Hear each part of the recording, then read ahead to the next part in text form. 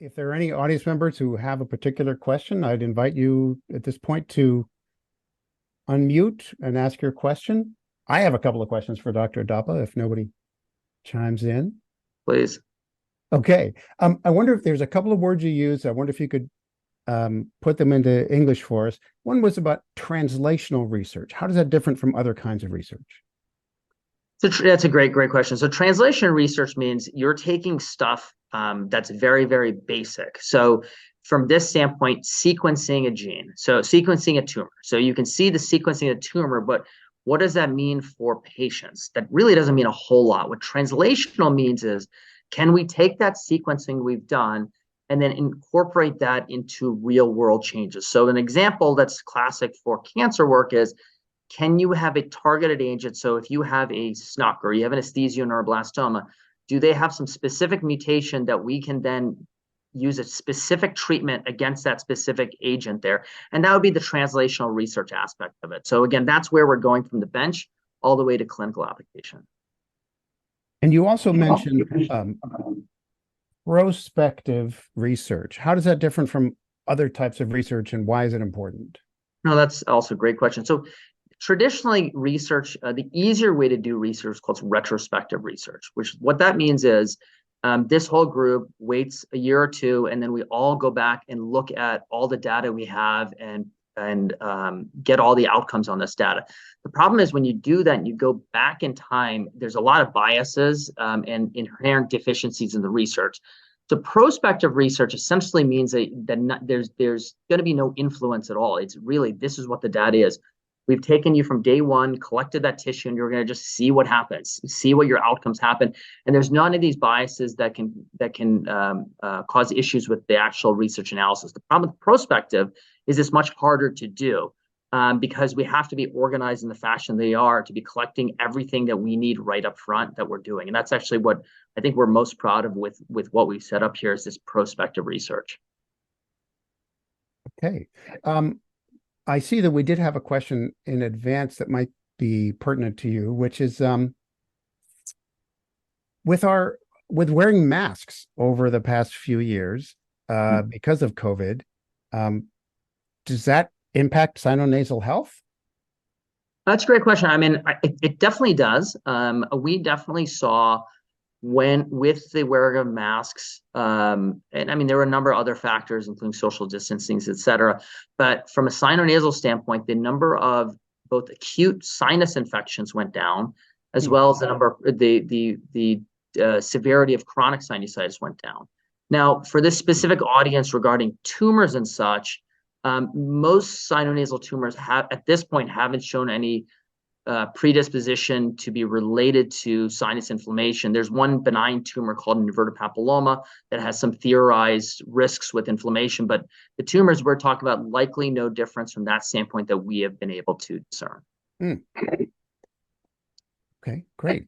And then after treatment for Snuc, is a cancer-free scan the best indicator of having no future remission? Also a great question. Unfortunately, all these tumors, we do have to watch them long term. Snuc especially. We found a combination of imaging as well as those endoscopic examinations. So essentially looking in our offices with a camera in the nose, looking at the area where we did the surgery and or chemoradiation therapy. Between those two are really what we're going to have to look at. There's a number of different pathologies in the nasal cavity, and depending on which pathology, you have to watch closer, either short-term or long-term. Snuc is one of those that are on the more aggressive side with a higher early recurrence pattern. So we do have to watch those patients very closely with the imaging and that endoscopic examination. This was another question that came in ahead of time. Could you just give us an overview of the incidence rates of Snuc and what's known to be the current risk factors or demographic trends? Great question. So Snuc is all sinonasal tumors, fortunately, are very rare. Snuc, I think the last I read, it's like 0.02% of every 100,000 people, 0.02 of every 100,000 people. So very, very rare. Typically, it's got a slight preponderance for men, and mean age is about 60 years.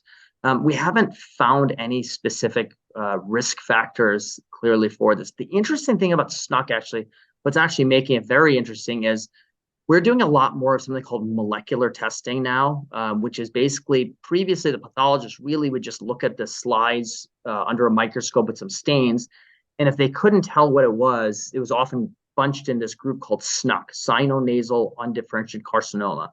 Now with this molecular testing where you're actually looking from a DNA level, we're actually finding that Snuc's actually much more complicated, that there actually are a number of little breakout tumors from that group. So I actually think it's going to be a very interesting population to keep looking at, because we're going to see little differences in that. I think ultimately that will also identify different both outcomes as well as different treatment patterns. But again, we're at the very infancy of that right now. Really interesting. I see, Danae, you have your hand raised. Would you like to unmute and ask your question? Yes, thank you. I appreciate the time today. Quick question regarding the genomic research and the analysis that's taking place. Is there any benefit to examining the genetics of any of the Snuc patients before or after disease, after the treatment, before the treatment, even before the the identification of disease? Is there any benefit to looking at relatives, genetically relatives of those patients, for preventative reasons or to further or support the research? So, I mean, I think that's a fabulous question. I mean, the classic example of this would be breast cancer. That some patients with breast cancer, they're able to look if you have to have those different mutations, and you have a higher risk factor for also developing breast cancer. So the answer is likely yes. The challenge for us still is kind of what I alluded to a little bit is with our numbers and the size that we have, as opposed to, unfortunately, breast cancer is very common, that it's going to be harder to actually parse something out at this point. So the short answer is absolutely yes. The real answer for us is we're definitely not at that stage quite yet. Maybe one final question before we move on, which is, Doctor, I wonder if you could just paint the picture for us for the future state, given the ability to get genetic details about each individual tumor and breaking them into categories. What is this going to look like for a patient, hopefully, 5 years from now, who comes in with a new Snuc tumor?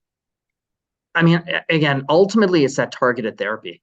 So a great example, actually, through that D3B, and I mentioned they do brain tumors predominantly. There's a pediatric brain tumor called a craniopharyngioma, and there's basically two major subtypes of that.